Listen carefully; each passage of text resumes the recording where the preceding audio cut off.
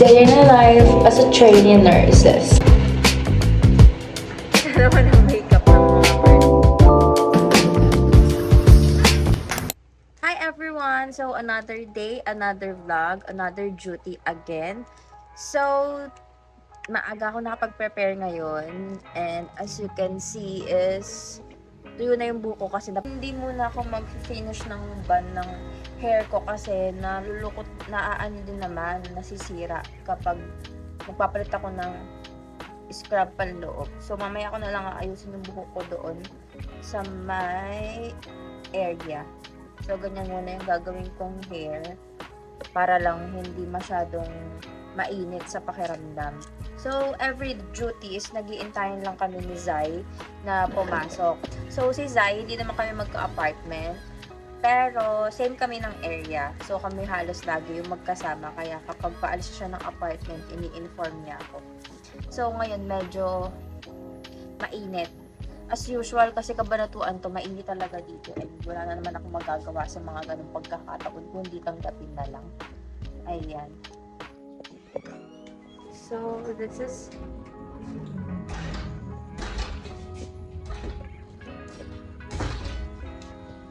So, let's go to my PM duty. So, ayan. Ang init.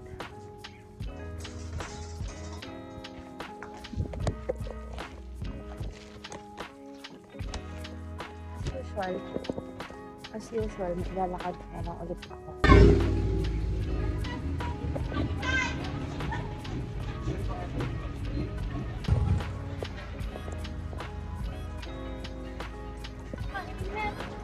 Sobrang init. Hindi ko alam kung bakit. Charing. Tayo. Nonsense na naman ang makeup ng mga person. Init.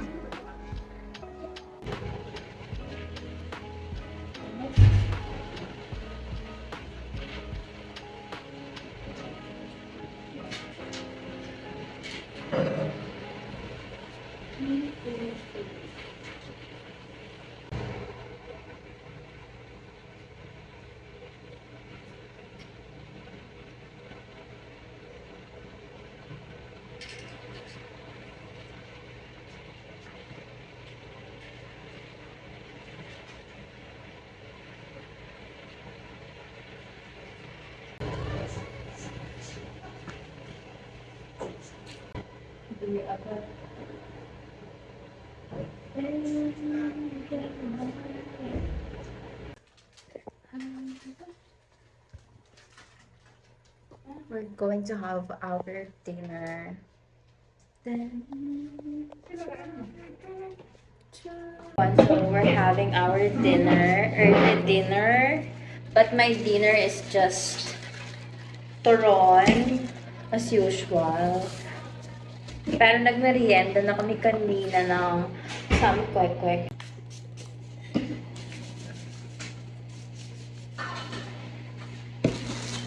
Tada!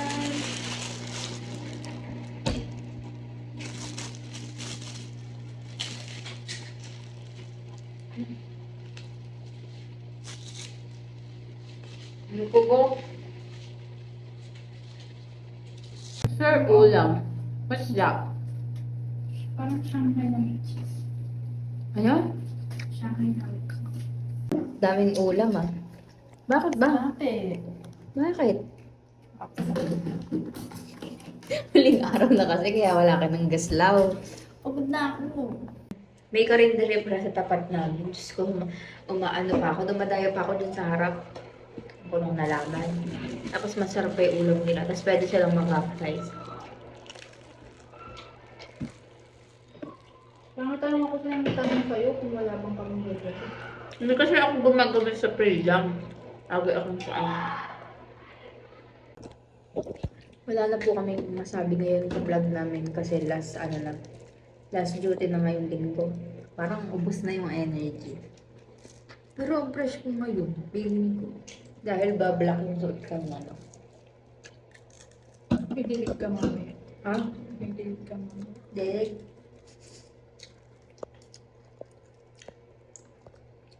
Di nga sanay mag-ano. Day in a life as a trainee nurses. So ngayon po ay pinapanood natin kumain si Sai ng kanyang ulam na tuna.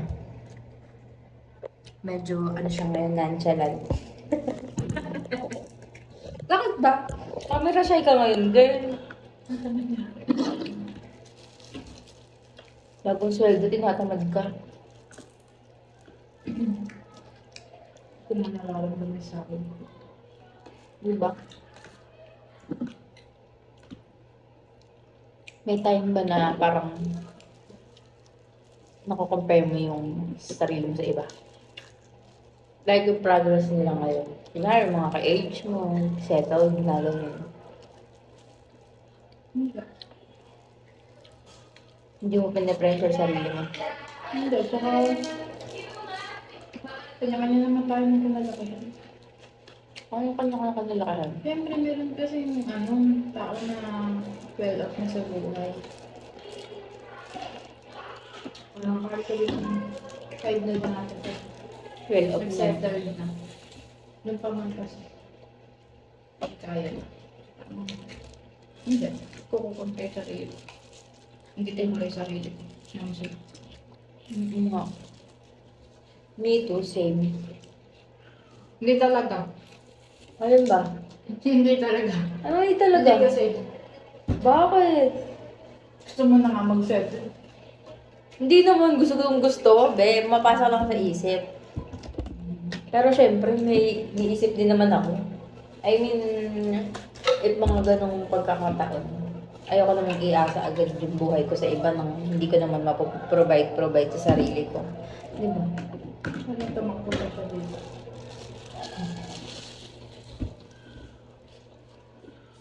Ang hirap dyan.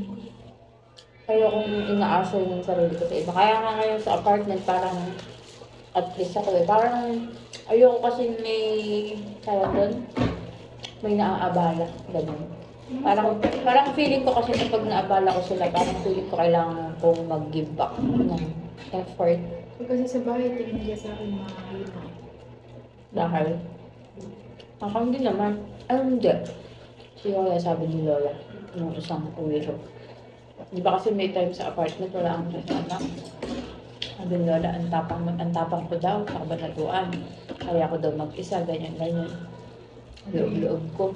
Hindi nyo alam, nung una-unang lipat ko doon, di ba? Nung una-unang week, sobrang ano ko doon. Pero parang may peace din na pag ikaw lang gumagawa sa sarili mo na parang achievement ka. Yung kapatid ko. May naloob ko. Pero sabi ni David, di ba yung nagka-issue nga nun? Nung kapatid ko, David, sabi niya, tapang-tapang mo sa bahay, tapos pag dyan, di mo magtanggol sa sarili mo.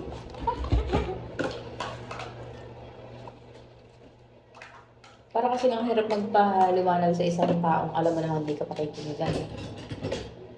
Kaya parang nababattle up ako pag gano'n. Parang nonsense pang mag-i-explain ako. Hindi din naman ako pakikinigan.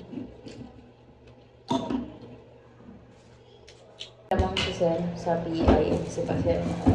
Saan? Yung sa mga bata, Central ng Derby, malaking hospital yun. Ayaw.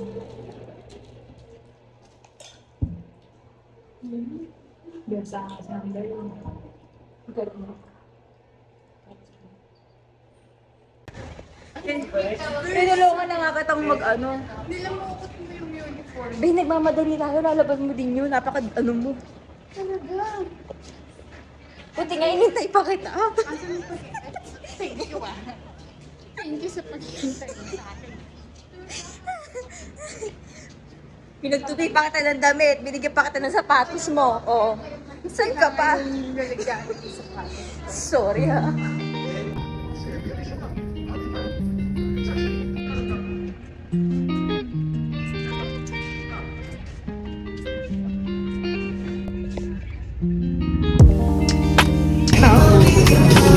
Nambes may kasamang gagamba.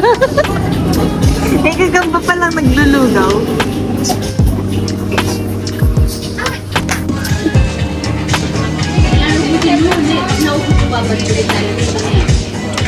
pag nasa Santo Cristo na ako, ba't parang ang fresh ko? Ba't parang pag nasa kabanatuan ako, parang yaya, gano'n.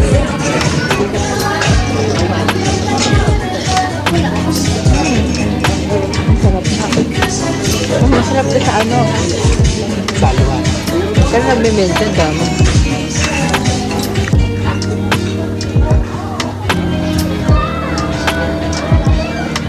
May gagamba pa lang kumakain ng lugawan.